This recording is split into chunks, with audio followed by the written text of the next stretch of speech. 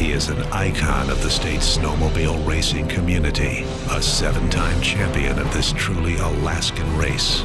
This is Inside the Iron Dog with Scott Davis, presented by Ski-Doo Snowmobiles. What matters is what's next.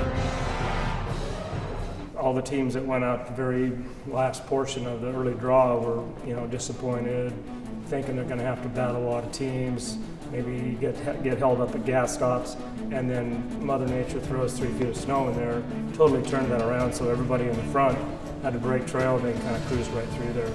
And even Chris Oles, who took a layover at Squetna, was a huge gift to him. So, well, the teams that stopped, they didn't have any choice. They'd already been breaking trail for 35 miles. They were losing time to the guys in the end. They had to. They were probably kind of spent, could use some water, maybe dry out their gear and stuff. So they made the right choice up front. Further back in the field, the more and more teams kept going, and they could kind of team up and go. I would say that all in all, people that had to break any trail lost time to the leaders.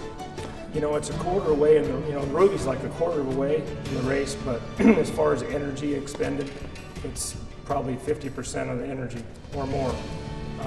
From here on out, there's a little section from Caltag to Yukon, like halfway. It's called Old Woman. That 40 miles can get really bumpy because the locals use it a fair amount. Get really rough. Chance to make up a little time, but after that, you're pretty much treeless terrain, kind of tundra, ice, and that kind of stuff. Harder to make up time. There's a lot more obstacles the first 2 days than there are, there's plenty more to hit there, but the rest of the way, but there's less of them. You're on a trail on the river, there's, other people have gone there. Sometimes you're out, first couple days, you don't know who's been there before you, if anyone. What we see is there can be huge time intervals that are different.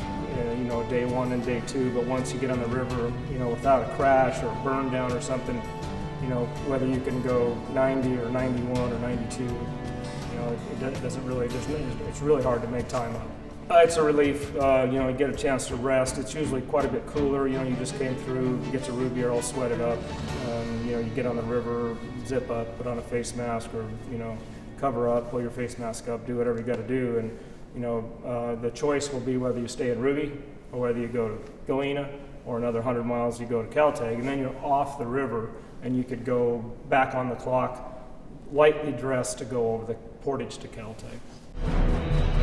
Stay up to date on the 2016 Iron Dog with the team of Channel 2 News and KTUU.com. Inside the Iron Dog, brought to you by Ski-Doo Snowmobiles. What matters is what's next.